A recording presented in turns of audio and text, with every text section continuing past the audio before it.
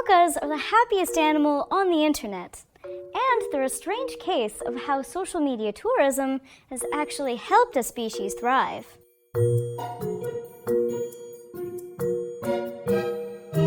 If you spend any time at all on the internet, you've likely seen the creature that has been crowned the world's happiest animal. Meet the quokka, a marsupial endemic to Australia that's about the size of a cat. Quokkas are wallabies, also known as short-tailed scrub wallabies, but quokka is much cuter. Male quokkas, fully grown, will be at most 4.5 kilos, while females will be at most 3.5. Quokkas live on an island off the western coast of Australia, with the largest population of quokkas being found on Rottnest Island. The island was named by Dutch explorers in the 17th century who equated the quokkas with large rats, and named the island Rottnest, which is derived from the Dutch word rottennest, meaning rat nest. Quokkas live primarily in swampy territories that receive at least 1,000 millimeters of rainfall annually.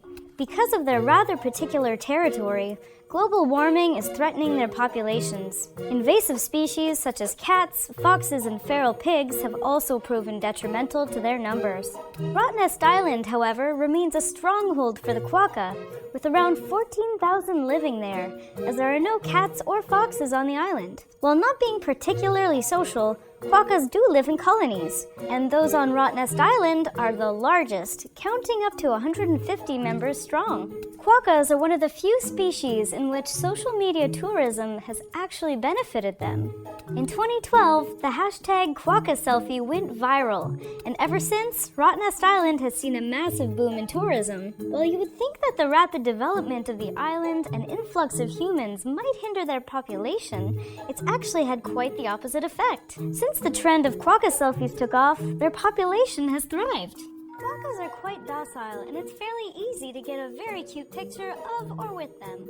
Just don't get too close. Quokkas come equipped with razor-sharp teeth, and every year there are dozens of cases of people being bitten by quokkas and requiring medical attention. There's even a $300 fine for touching one. Definitely there for your own benefit. If you do visit Rottnest Island, please don't feed the quokkas. Human food is known to give them the adorably named infection, lumpy jaw, which is really anything but adorable.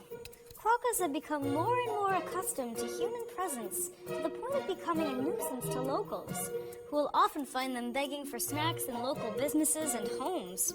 Quokkas are endangered animals, and despite their apparent friendliness, it is illegal to own one as a pet. Quokkas are herbivores and primarily nocturnal. They prefer living in forests that have burned down within the last 10 years, as that's where all the best fresh growth can be found. While they might look like the happiest animals on the planet, they do get into fights occasionally. Males will fight over females, but more commonly over the best hiding spots. When it comes to mating, females will choose their mates, and if she's not impressed, she'll employ the age-old strategy of running away.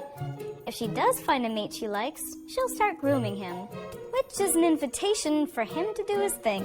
Quokkas gestate for just 1 month. Being marsupials, their babies, called joeys, are born severely underdeveloped and have to venture up and into mom's pouch, where they'll stay for about 6 months. In order to increase the likelihood of a successful mating routine, quokkas employ a strategy called embryonic diapause, which allows them to mate immediately after having given birth. This new embryo doesn't develop, but instead acts as a backup in case the first joey dies. If it does, the new embryo will develop, and if the first joey survives, the new embryo will disintegrate.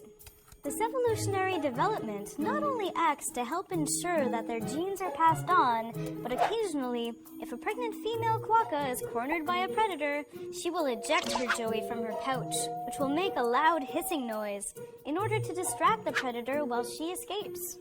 Not exactly Mom of the Year, but quokka moms aren't the only marsupials with strange parenting strategies. Koala moms feed their joeys with something called pap, which is a specialized, bacteria-rich type of, feces. Tasty. Unlike their regular feces, which are dry and pelleted, pap is a sticky liquid that acts somewhat like a probiotic, introducing bacteria into the joey's